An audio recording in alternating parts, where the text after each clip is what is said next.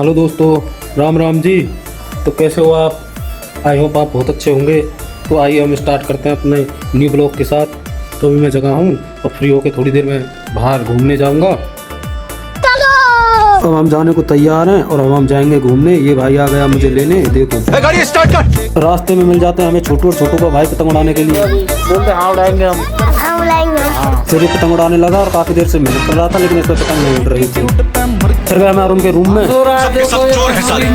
तू नहीं आ बेटा, ये देखो ये टाइम हो रहा सोने का रूम का यार। बताओ कौन सा ट्रेन है? देखो अरे बच्चा है मेरा घुंगरू बाबू। हाँ? मुन्ना है, मुन्ना मुन्ना। फिर चल दिए हम गांव में और फिर हमें रिचार्ज डराना था तो हमें दुकान पर आ गए और हम रिचार्ज डराने लगे। फिर निकल लिए वहाँ से घूमने और ठंडी ठंडी हवा चल रही थी, मज़ा आ रहा था। बाइक पे हम चल रहे थे और फिर इतने में आ जाता हमारा भोले जी का मंदिर। तो मंदिर पे हमें एक होनहार आदमी से मिलना पड़ा। तो ये वो होनहार आदमी है, देखो क्या कर रहा है, पता नहीं कौन है। लेकिन बहुत अच्छा आदमी था। देखो गाइस, खाओ माँ कसम। ससुर हमारे सवाले पर। और ये देखो ये नज़ारा, ये खेत है और यहाँ बैठे हैं हम। ठंडी ठंडी हवा चल रही है। अभी अभी बूंद पड़ी थी। पीछे खेत है, हम सवाले पर है। ये देखो फिर कुछ बच्चे अपनी साइकिलों से स्टंट करने लगे और ये अपनी ज़िंदगी के मज़े ले रहे हैं बहुत अच्छी तरीक़ा से। गाड़ी स्टार्ट कर। नहीं नहीं नहीं नहीं नहीं नहीं। लेकिन ये साला कर क्या रहा है? अमेरिका क्या कहता था? क्या हो तुम? आज हम कहते तू क्या है बे? हमें खाओ माँ कसम।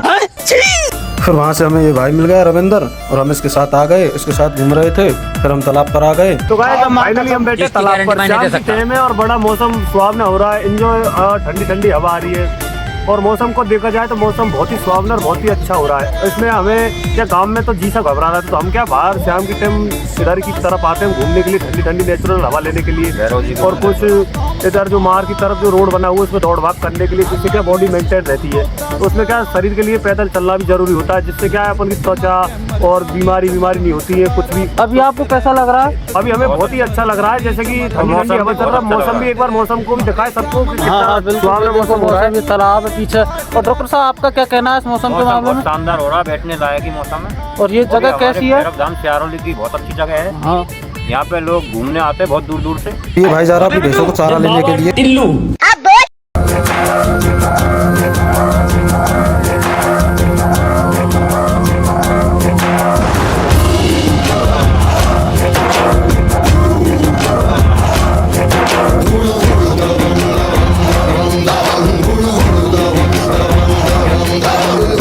भाई साहब जा रहे हैं, इनसे पूछते हैं। तरी काटने भैंसों के लिए, जो कि अगले स्टॉपेज पे हमारा खेत है, उसमें से तरी काटेंगे और फिर लेके आएंगे। ठीक है। तो ये भाई साहब ले आए घास और ये देखो भैंसों के लिए। अब इनसे पूछते हैं हम।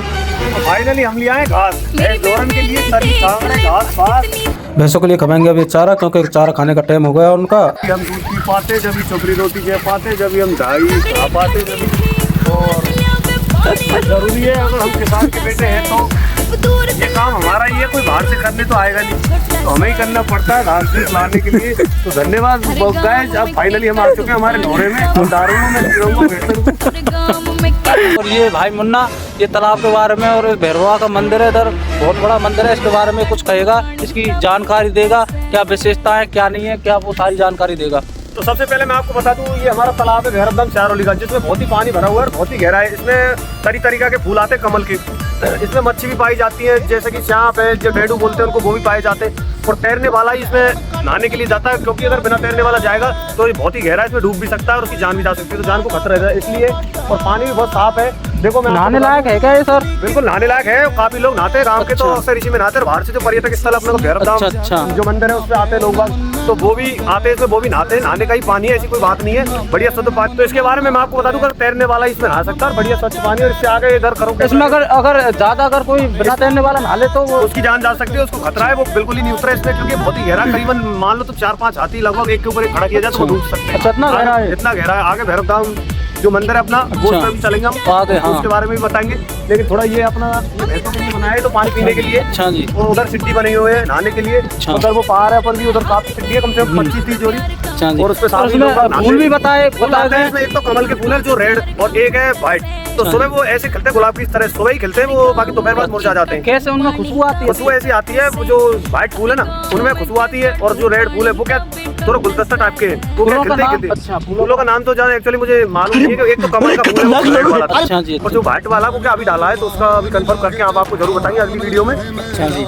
तो मतलब कमल के फूल को तो लक्ष्मी का वो मानते हैं। हाँ, कमल के फूल तो को अच्छा लक्ष्मी जो अपन की दीपावली आती है उसमें लक्ष्मी पूजन के लिए भी लोग बाग जयपुर, दिल्ली, बम्बई, गोवा, घाटी, आसाम के लिए ले जाते हैं। यहाँ से भाई लोग आते हैं अपना कुछ खाने के लिए। देखो ये नाश्ता हो रहा है, ये नाश्ता लेके आए दो भाई, ये बाहर का है, ये भाई आया यहाँ से और ये नाश्ता लेके आया। ये देखो गाइस, ये मुन्ना भाई नाश्ता कर रहा है और ये नाश्ता एक हमारे डॉक्टर साहब उधर पानी पी के अभी नाश्ता करने आएंगे। फिर यहाँ से जाने के बाद ये भाई साहब, इन भाई साहबों को हम छोड़ने जा रहे हैं उदयपुर। ये आए हैं तो इनको छोड़ने जा रहे हैं, ये तैयार हैं। फिर चल दिया हम इनको छोड़ने, रास्ते में चल रहे हैं बाइक पर और अब हम गंगापुर पहुँच गए। ये गंगापुर पहुँचने के बाद धीरे धीरे ये भाई साहब देखो कितने शर्मा रहे हैं। ये देखो इन भाई साहबों को शर्म आ रही है। फिर ये सब भाई को कुछ सामान लेना था मिठाई की दुकान से, तो हम इस पर रुक गए और ये कुछ सामान ले रहे थे, मिठाई ले रहे थे। जो मिठाई का नाम है खीरमोहन, जो कि बहुत फेमस है हमारे एरिया के। खीरमोहन गंगापुर के बहुत अच्छे फेमस है।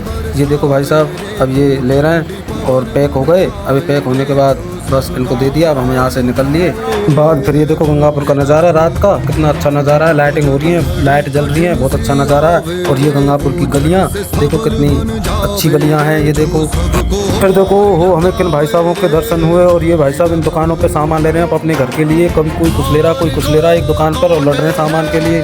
फिर फाइनली हम पहुंच गए स्टेशन पर भाई को छोड़ने के लिए और स्टेशन का नज़ारा बहुत अच्छा है। बहुत अच्छा स्टेशन बना है, गंगापुर सिटी जंक्शन बन गया, बहुत अच्छा लुक है स्टेशन का। भाई साहब देखो कितना अच्छा लुक है, बहुत अच्छी लाइटिंग वगैरह सब कुछ बहुत अच्छा किया है गवर्नमेंट ने। अभी बहुत पैसा खर्च किया है और बहुत अच्छा दृश्य है देखने को स्टेशन पर।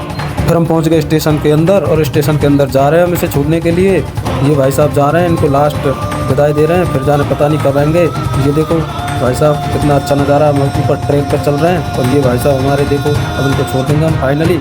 फिर हम घर के लिए निकल रहे हैं थोड़ी देर में। फिर हम घर के लिए निकल लिए, देखो रास्ते में चल रहे हैं। रास्ते में मिल जाती है हमें एक पैदल यात्रा, पता नहीं है कहाँ के लिए जा रही है। बहुत अच्छा नज़ारा था, बहुत यात्री थे जा रहे थे, लेकिन पूछकर हमने इनको परेशान नहीं किया। बस अब हमारा यहीं तक का सफ़र था दोस्तों। मिलते हैं फिर अगले ब्लॉग में, धन्यवाद।